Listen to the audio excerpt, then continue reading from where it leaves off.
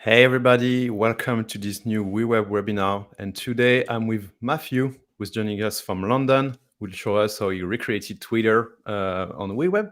So, hi Matthew, thanks for being here. How are you doing? I'm good, thank you, Quentin. How's it going?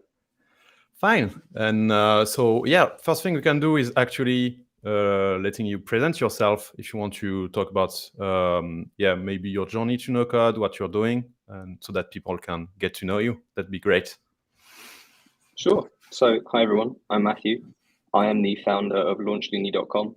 We are a recently launched sort of no-code / low-code agency specialized in basically just helping startups launch as quickly as possible and cost-effectively as possible. My journey into no-code, I guess, is a sort of funny one. I've been in software for a couple of years now in startups, and I sort of, being in a startup, you have to wear many hats, many roles, and you have to get things done. And part of getting things done with little resources was setting up automations. So I started in the world of Integromat. It's now known as Make, and that sort of just evolved over time. So I created automations. Then the next step was, okay, I had these automations. How do I sort of stick a front end UI on them? And that's how I discovered Bubble. And then later now discovered WeWeb. Nice. It's funny because at my previous startup, I also used to do like apps using Zapier mostly, and sometimes Integromat. So yeah, I think we are many startuppers to have this kind of story. It's funny when you go in that world, you almost get in a head state of as soon as you automate one thing, you start to look for everything in your life that you can automate. And any little thing you speak to people, why do you do this? Why do you do that? You can automate that. You can automate this. So, exactly. Yeah, it's a funny journey. And again, people in the chat, so hi. And if you have any questions, feel free to drop them in the comments. We'll stop and try to answer as most as possible during the live. So yeah, don't worry to stop us and ask us anything you want. And the first thing we could do, so basically, Matthew recreated Twitter in no code. That's really cool.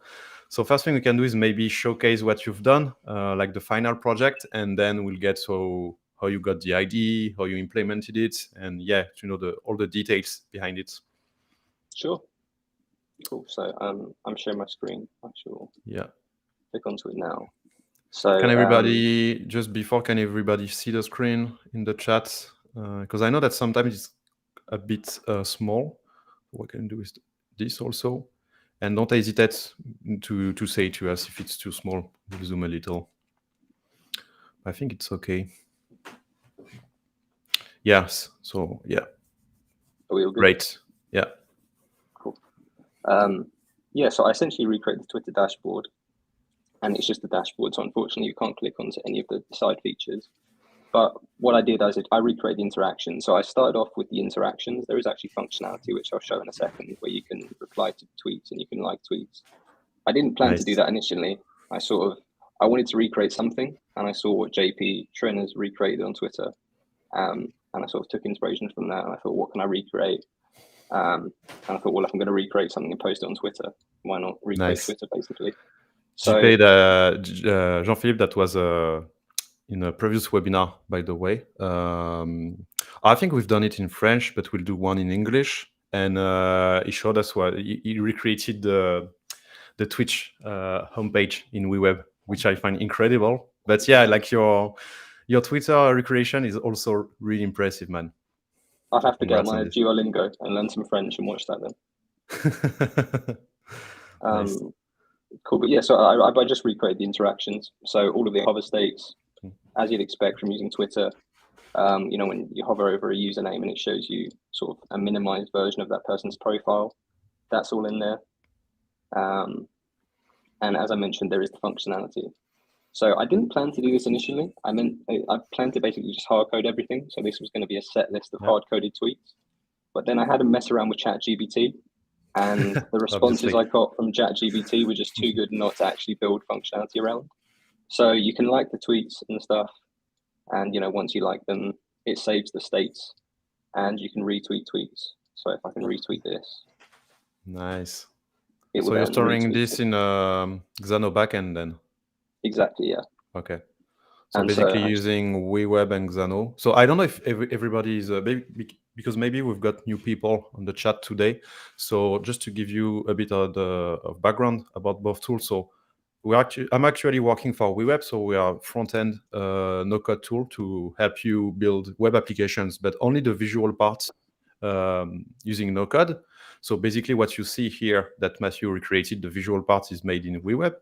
But then as we are only focused on the front end, you'll need also a backend to store the data. So basically a server and the database.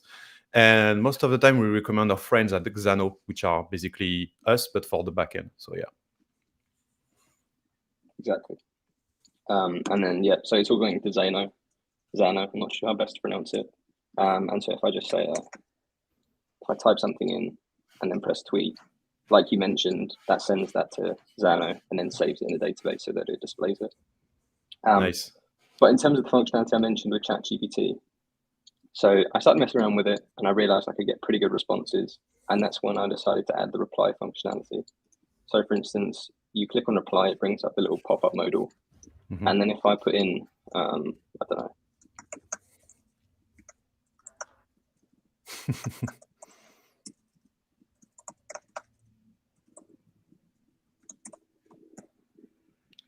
And you can just tweet to anyone or any one of the celebrity tweets that I've got hard coded in. I don't even know what's my favorite sandwich, to be honest. So. And I don't know if I've broken something because unfortunately, I don't know if there's a bug here then. No, it's the Gino effect. No, because I have the editor open, so I can switch over because I was just looking at this beforehand to make sure. Yeah, no worries. First, I just wanted to ask, like, how did you get to the idea of copying Twitter and why? Like, because, I mean, it's gorgeous. It's an awesome project, but why Twitter and how do you get to the idea? Yeah. Why Twitter is a good question. So when I decided to recreate something, basically, I'm not sure why it's working. It's not working, unfortunately, on that side. Yeah, no worries. Why did I recreate Twitter? So basically, I saw JP Trend's recreations, and I wanted to recreate something. One, just to put out there, but another thing is the learning experience. I think even when you're familiarized with whatever no-code builder it is, when you try and recreate something like this, inevitably you come across stumbling blocks, which you have to overcome. And that's okay, watch a YouTube tutorial, find out whatever it is on the community forum. And so there's just plenty of learning experiences to take from it.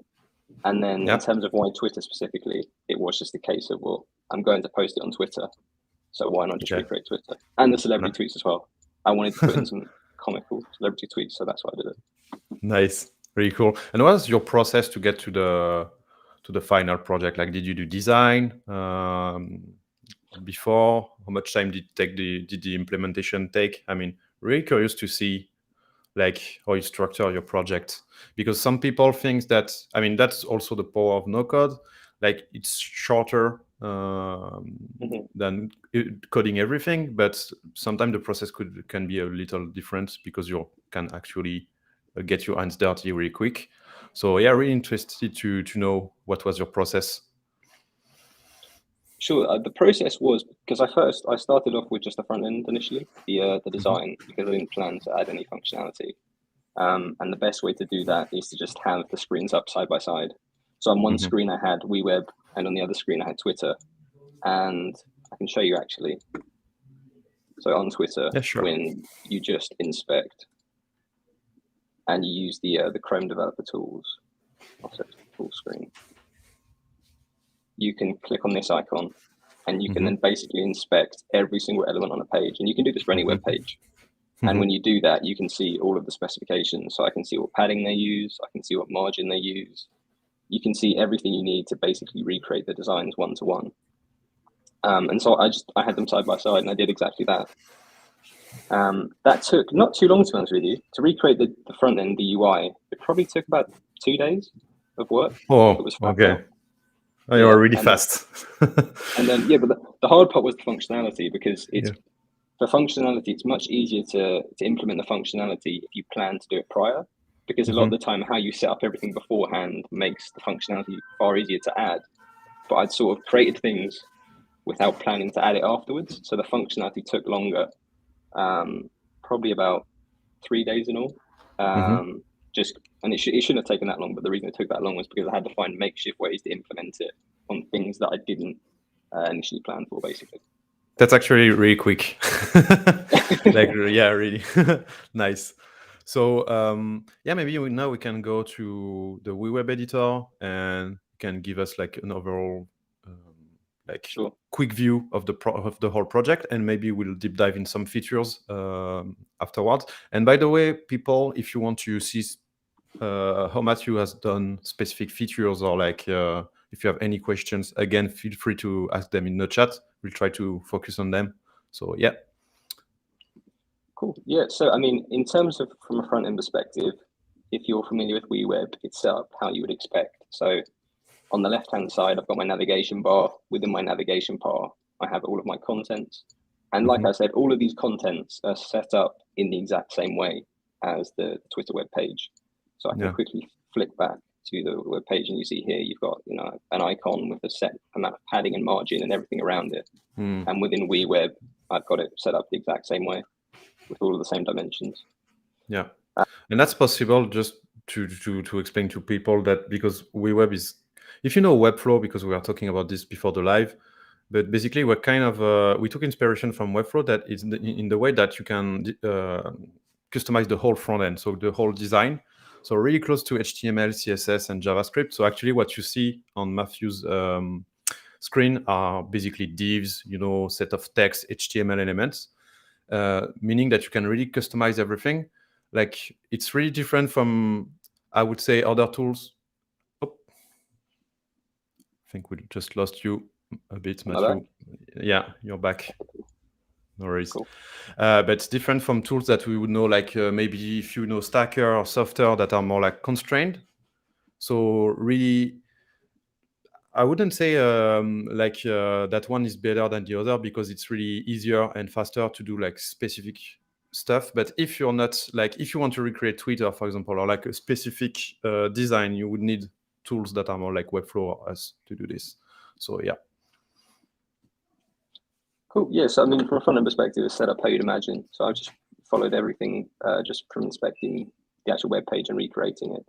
And then I suppose, really, would you like to get into how it's done in some things from a backend perspective, or what makes the most amount of sense? Yeah, you can feel free to show the backend if you want to. Like if you want to show a bit, or like maybe the Xano tables or the endpoint you're using, because in the end you will need, as we said, both tools to have a complete app. And we're really working together. We've done a webinar not long ago with Xano, and we plan on doing others. But yeah, basically, yeah, feel free, because as you will show probably, like all the text that you see here is actually coming from Xano, and is what we call in WeWeb bound. So you tell WeWeb, yeah, I have external data that I want to display here in my app, and then also sending back data to your backend. So yeah, like you have to use all of them. Cool. Yeah, so I'll try and keep it high level as possible, not to go into too much detail, but I'll kind of go from start to finish. So when you first load the web page, and I can just refresh it in the WeWeb editor, obviously it gets all the tweets and stuff, but in order to save the tweets against your account specifically, so that you only see tweets that you've made, you'd actually need some sort of user ID. And so that's why the functionality took a while, because I wasn't too sure how best to create, I guess you would call it an anonymous ID almost, because there is no login page, right? There's no sign up page, but each person that goes on the website needs their own ID. And I must say, before I show you this, I'm not too sure if this is the best way to do this. It was. I think you did get. I think we lost Matthew. So we'll wait for him to come back. Sorry for this.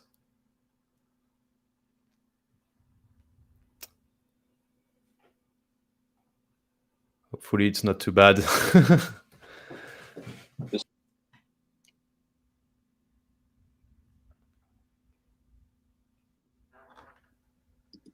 Yeah, I think you did cut her again. Okay, I'm not sure what's happening, because whenever it cuts out, I can still hear you. So I'm not too sure what's causing it. Sorry about that. That's well, no worries. Yeah, so whenever someone loads the web page, I basically have a workflow that detects whether or not the person has an ID. So if you're not familiar with Xano, basically whenever you log in using Xano, Xano passes something to WeWeb, and it tells WeWeb, hey, this person logged in using whatever credentials, and we know it's this user. And so it then assigns that user an ID. And so whenever it loads the page, it basically checks whether or not that person has an ID using Xano. If they don't have an ID, it does nothing. It says, okay, cool. If they don't have an ID, it basically signs the person up using fake credentials and then logs them in using the credentials it just created. So you're using Xano authentication as well, because WeWeb doesn't handle like our focus as a product is really to be like all about the front end, the design, and the user interactions. But we don't do any backend. But also we don't have any opinions on the authentication service you use. So most of the time we recommend also using like for example Xano or like Supabase authentication services. And basically that with this integration, when you do a login or a sign up in WeWeb, it will authenticate against the Xano or Supabase database to give you back the user. So we have like a deep integration with them, but you need a service to use authentication. That's what you used in your project, basically. Exactly, yeah. So then if I switch to Xano, I can show you the database. So I use this project for a couple of different tests. So not all these tables are related. The only ones I use for the Twitter recreation are the tweets table and the user table. And then obviously the user table is used for the tweets themselves, but then also whenever it creates that fake user, it's saved into the users table. And so if I go back into WeWeb, and then so once you load the page and it logs you in using an account, you can then obviously make tweets. And so if I go into the editor and I go into preview mode, I can just say hello as a makeshift tweet. And then it then saves this to the database. So for example, if I go into Xano and I load up my tweets database and go to the very end,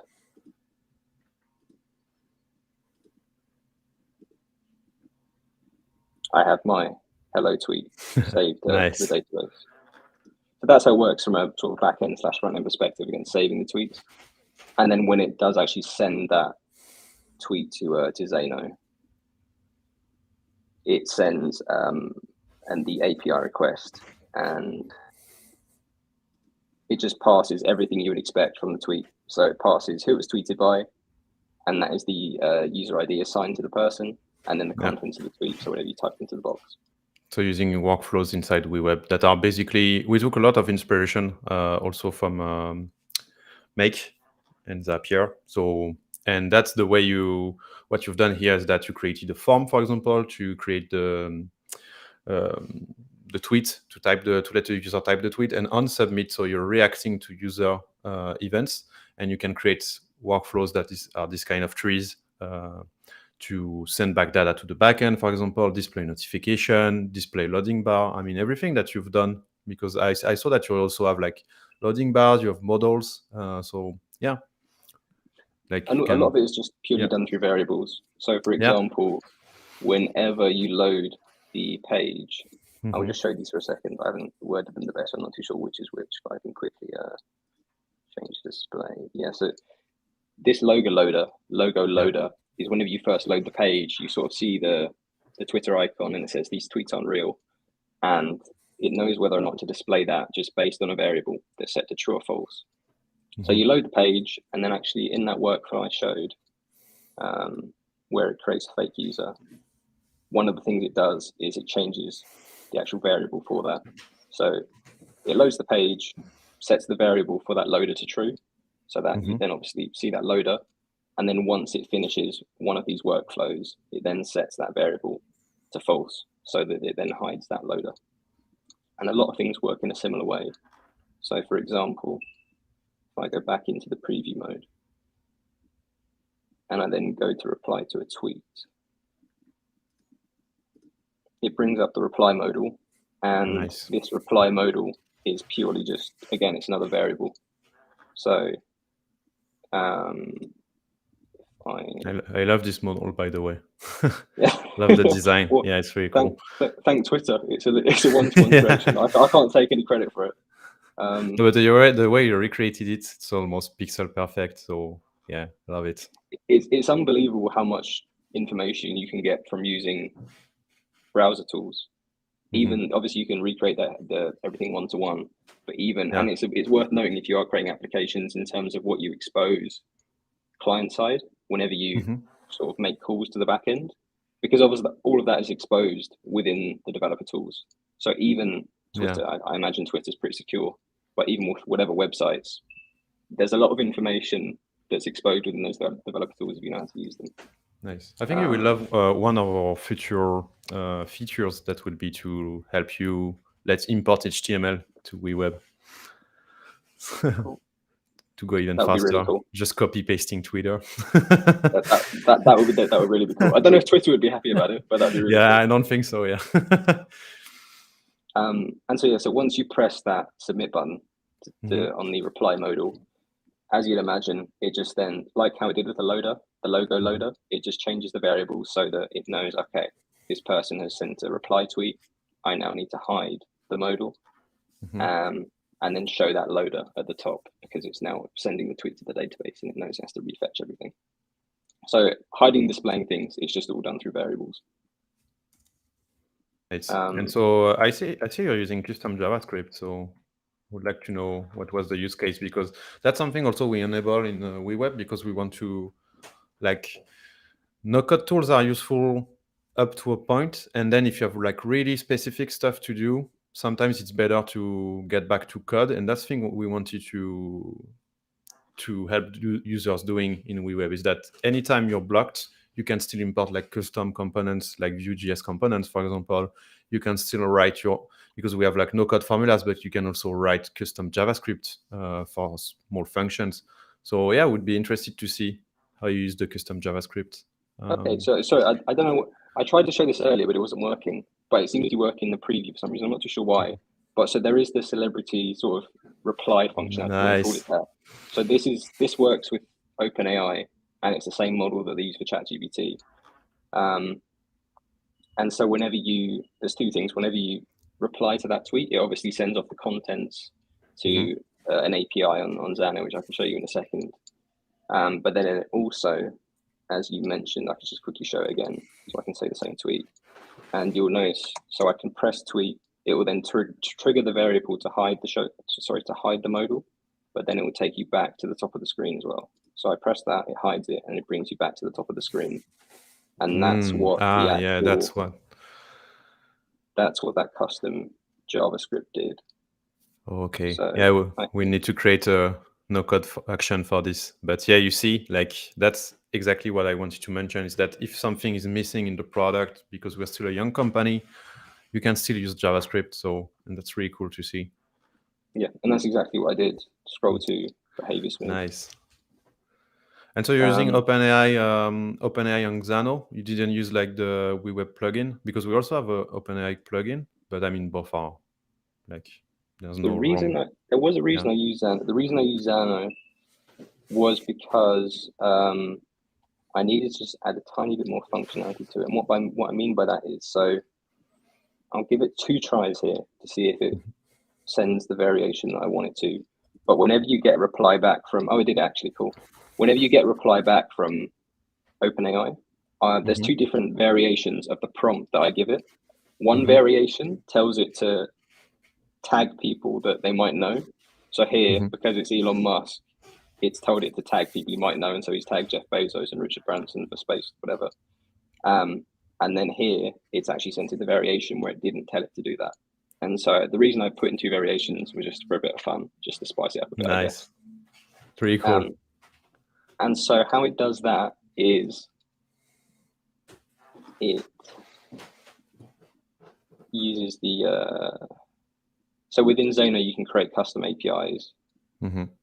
And I have an API to do that. So whenever you press that submit button on the reply modal, it sends the contents to this API. And then I have a couple of different things that it does. So at the top that's here, a huge one. Yeah. It looks huge, but it doesn't do too much. But it's one of those ones you just have to make it huge. So at the top, I've got a couple of Lambda functions. Basically, what they do is they format the text. So like how on Twitter, if there's a hashtag in a tweet, or if someone @someone, that comes up as blue and you can interact with it. And so what these Lambda functions do is they basically format it in the same way. So it detects whether or not there's a hashtag in the tweet or an at. And if there is, it wraps that tweet in a span and then gives it that blue color so that the hashtags, I can flick back to WeWeb, so that the hashtags are blue and then the ats are also blue. So that's what those Lambda functions do. They just format the text before it sends it back. Cool. Yeah, that's really cool. It then just adds your tweet to the database. Same thing I showed before.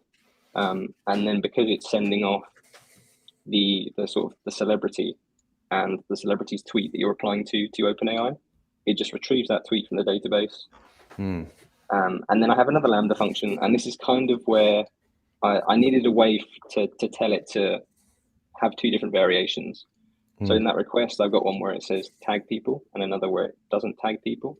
And how I have it decide which variation to use is I generate a random number. And if that number it generates is between 0 and 33, it tells it to tag people. And if it's from 33 to 100, it doesn't tag people. Okay. So very cool. Yeah, it generates a random number. I've just got a little script to generate a random number.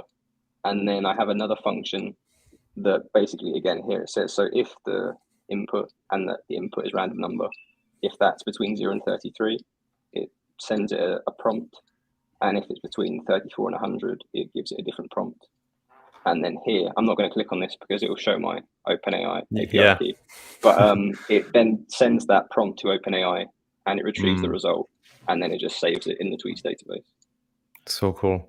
I really love how you mixed code and no code, because I think that's the future of no code. We had a small discussion about this. I was thinking about this yesterday, funny enough, where it's like, if I had to start again, what would I learn first? And it's one of those paths where if you want to make the most out of no code, at least in the minute, you inevitably go down the coding route at some point, just to add that sort of last 10% of functionality that you need. So it's really useful. No code is really useful, but what I think really does bring it to life is that just small elements of code that you can add to it. Yeah, and that's something we are trying to help user learning, actually, because we're working on our academy. So I will send the links in the chat just after, but academy.weweb.io. And the way we thought about it is that we don't want to make people just learn WeWeb, for example. We want to make them learn what we call visual programming, because we think it's the future. It's like programming in a no-code Canva, but still programming. Because when you're using workflows, when you're doing like the front end with flexboxes, divs, things like that, or you're using the database, you're still doing code. It's just a different way to do code. And people shouldn't be afraid of the word code or like saying that they code, because in the end, it's just what you do. It's just you're coding visually. So, and we want people to be able to understand the basic context of what's an API, what's a loop, what's an if, so all these kind of things. So yeah, really happy to see this in your project. No, yeah, 100%. I can't agree more. It really helps to have a foundation, I guess, of web development knowledge, because it's like you said, everything you're doing is in a visual builder, but on the back end of that, it's creating it in code. And because it's creating it in code, everything in the visual editor, it still follows, web development principles like Flexbot and like variables and arrays and whatever else. So yeah, it really helps. Yeah, definitely. Any specific feature you're really proud of that you want to show? I mean, OpenAI was a huge one, and it's really cool. It's going to be that. I'm gonna ask Donald the question, because he didn't answer this before, unfortunately. But I'm getting an answer out of him. It's very funny. I love the character you picked in your Twitter recreation. Probably, actually, you know what? I say it took 3 days to create the functionality, but the majority of it was probably me sat here thinking, what tweets am I going to put in? Let's see. This is kind of what it spurred from, just asking crazy questions and getting some amazing replies. A Trump Tower BLT, well, there you go. So yeah, this is where it came from. I just fed this stuff into ChatGPT, and the responses were too good not for me to add functionality for it, basically. So that's awesome. I had to be proud of something. Which is great again. On my CV. I'm that proud of it. This is going to go on my CV. It's too funny. No, I love it. So cool. That's the one. That's the one. So Anybody in the chat have questions for Matthew? Maybe something you want to see or you didn't catch? Yeah. Just a quick point on that. Yeah. While I was going through this, I realized how much stuff you can actually do with ChatGPT and OpenAI. Mm. And I don't believe too many people doing it. If they are doing it, they're keeping it pretty quiet, because you can make calls to ChatGPT and you can get a response back. But I think there's so much potential for it to be used as a backend in just calls upon calls upon calls. So you make a call to OpenAI to do one thing, you then get that response, you then use that response to prompt OpenAI with another thing. And as long as you format the calls correctly, by the calls, I mean the responses, so that your database can actually use it. You can almost use like ChatGPT as an algorithmic backend almost, because I'm prompting OpenAI here to get a response, but I still need to. The responses ChatGPT can give back can be wild sometimes, and they're just formatted incorrectly, and you can't use it within a sort of web development database. But as long as you can format the responses correctly, then you're golden. And so I think in terms of chaining ChatGPT calls, I think there's a huge amount of potential in terms of using that for quite a functional backend that can do a lot of interesting things. Actually, some users of us use ChatGPT to generate fake data, but we plan on even like adding functionalities, with ChatGPT. And by the way, I saw that you didn't have the access, so can you refresh your WeWeb editor? Like the whole page, sorry, in your browser. Because we'll release it, but in the meantime, I just gave you access to WeWeb Copilot. Oh, thank you. Thank you very much. That's a surprise present. And basically, like we use ChatGPT to help users ask questions as if the doc was a human, but also you can generate JavaScript functions, fake data, components with the context of your current app. So, and I will it's say not appearing. That is where hopefully it will appear in a little bit. But that is where ChatGPT, when I was going through this, when we talked about adding code on top of no code, you don't need to be that complex with it. I mean, for WeWeb, for example, where code can add a huge amount of functionality is with just interacting with the data and saying, okay, I've retrieved a set of data and I want to get, X field from whatever item. Using ChatGPT for things like that is so beneficial, because I think if you ask ChatGPT to generate an entire application, it struggles with that. But if you ask it to do very specific things, like give me code to get whatever field from this array, it's really powerful for that sort of thing. So you interacting with ChatGPT to generate code that you want to use within WeWeb it's really powerful. Exactly. That's what we thought about, because we are like, ChatGPT is creating websites now, or like web apps, but it's still code, so people can't edit it. And I think the way we can integrate this in no-code tools is really useful for people. And also, we are talking about visual programming, but not everybody is knowing how to do HTML, CSS, or JavaScript. So that's a way also to help people to be up and running on tools, because you don't know how to do JavaScript, like you have a specific formulas you set to do to filter data, for example, coming from your backend. No worries, you can still ask ChatGPT and it will do this for you. So yeah, anyways, I think I sent it to the wrong email. So because I did the access to Matthew at Launch Linley, but maybe you're using another one. So I'm on a different email for this. No worries. Yeah. No, I just wanted to do a present from being on the webinar. But don't worry, I'll still hopefully get the present. We can do it. But yeah, for everybody that is watching us, we plan on releasing a WeWeb Copilot for everybody in a few weeks, and it'll be a huge announcement, because I think it will really help people like using, as we said, ChatGPT to create no-code apps. So yeah. And just to touch on that point, sorry, I think in terms of it, because I initially started with code. And I think visual development is so powerful because I suppose anyone can understand it, in the sense of you can look at this and you can go through each thing and you can say, right, okay, even if you don't understand web development, like this is a block and there's blocks put together, and inside those blocks there's text and icon. Visually, it makes so much more sense than if you've never seen a code compiler in your life. Looking at that seems like complete jargon, whereas if you look at this, anyone can understand it. Which is why I think it's such a great foot in the door for anyone that wants to go down the web development route, because you will eventually have to go down the route of learning some sort of coding language and web development principles, whatever it might be.